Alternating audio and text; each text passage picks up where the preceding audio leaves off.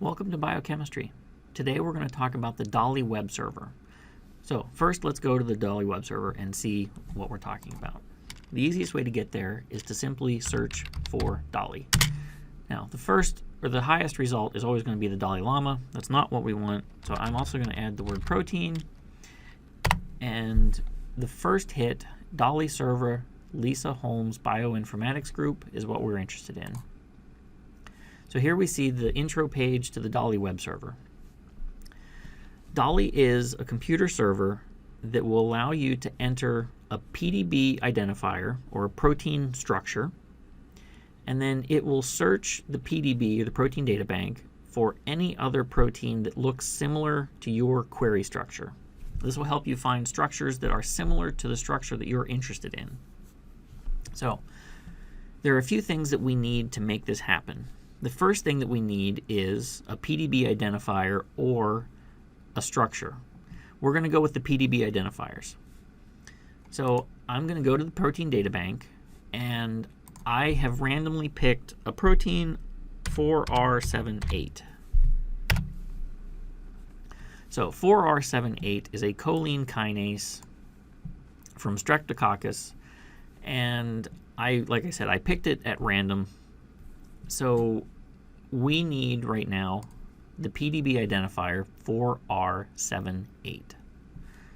So I'm going to go back to DALI and I'm going to type in the PDB code 4R78. Now, the next window or the next box is for chain. If you're not sure what the chain is, you can usually leave it blank or type in A.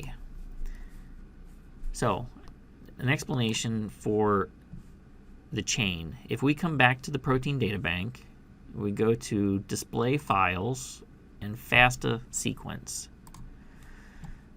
So here's the protein sequence, and at the very top line is a descriptor or a header, and it tells you 4R78 chain A, and this is our sequence.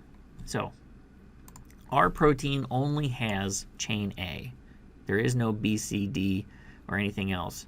Many proteins will have other chains if they are multimeric complexes, if there's more than one protein in the PDB file.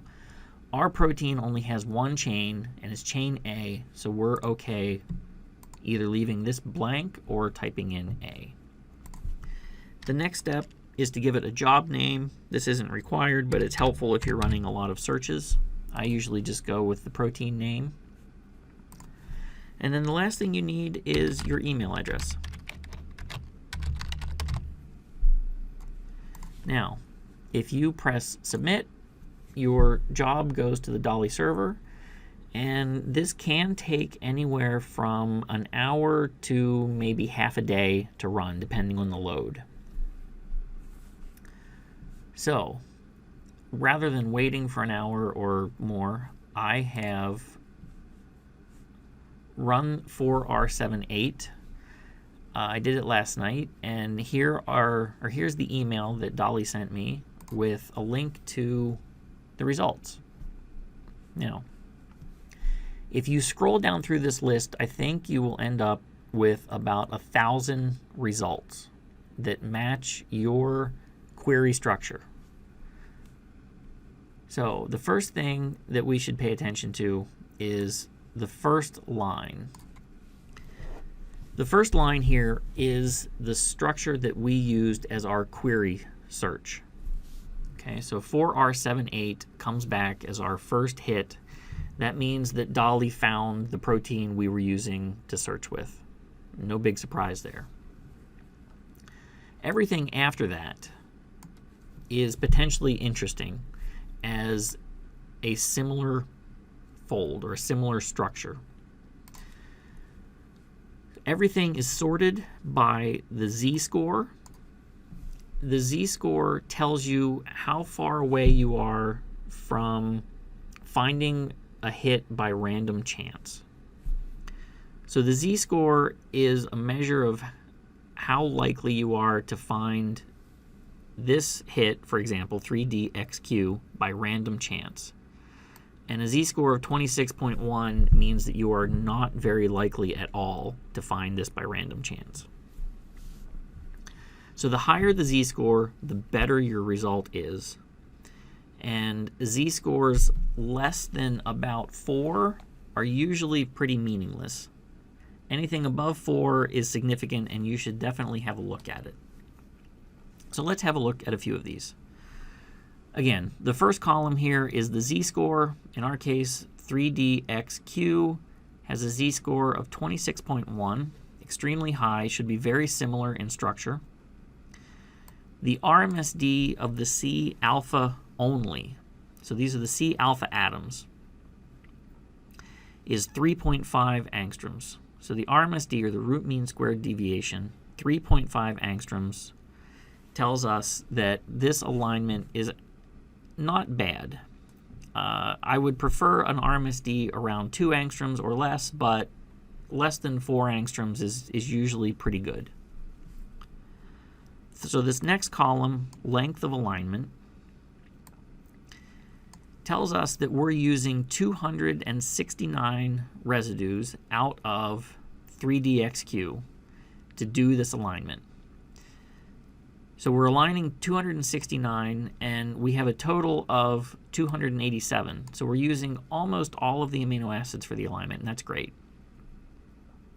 We can also see that there are 269 residues in the alignment, and there are 294 residues in the whole protein. So again, we're using almost all of the entire protein in our alignment, which is great. The next column is the percent ID, and that tells you that you have 26% identity. So 26% of the amino acids in 3DXQ are identical or exactly the same as the amino acids in 4R78. And then last, you can see a description, and in this case it says that all of our biggest hits, or all of our most closest hits, are choline or ethylamine kinase family proteins, which is great because that's what our query structure known was, choline kinase. So if you click on the links, so here we have the number 2. It tells us 3DXQ is the second hit. If you click on that, it takes you down the page and shows you the structural alignment between your query structure and the current hit, in this case 3DXQ.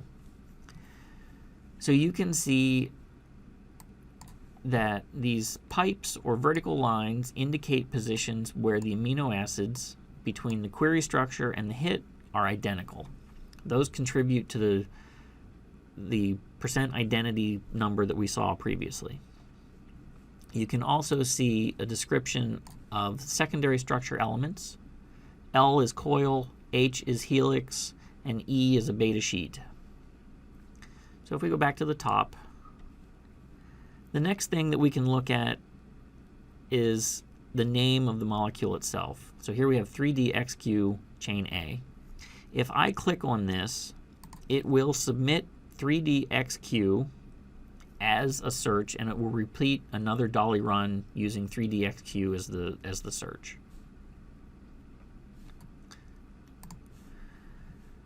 The last thing that we can look at is the PDB. So if I click on this link, I will get a downloadable PDB file. And the important thing, or the nice thing with this file, is at the very top we have the coordinates, and so the rotation and translational matrix that are required to superimpose the query structure on top of the hit.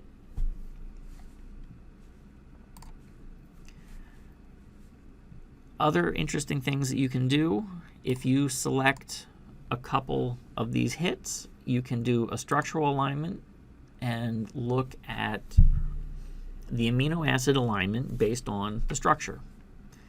So again, here we can see all of the secondary structure elements.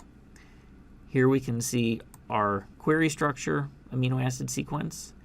Here we can see 3D XQ chain A, and here's 3D XQ chain B. We can see the sequence similarity or identity between those three proteins. Another nice thing that we can do is a 3D superposition of those three structures. I'm going to make it a little less complicated, so I'm just going to go with 3D XQ, and then our 4R78 is always going to be in there because that was our query. Now, if you are running this for the first time, or if your Java version is out of date, you will have problems. So make sure that you have the most up-to-date Java version, make sure that you have Java turned on, and make sure that you have your security settings set properly. So when this finally loads, what we will see is the 3D alignment between 3D XQ in red and 4R78 in green. The spinning makes me a little nauseous, so I like to turn that off. And now I can grab the molecule and rotate it so that I can see how good the alignment actually is. So here's a helix on this far left side that I can see. There is a little bit of a difference between the two, but overall, those two helices are fairly well aligned between the two structures. So that concludes the tutorial for using DALI.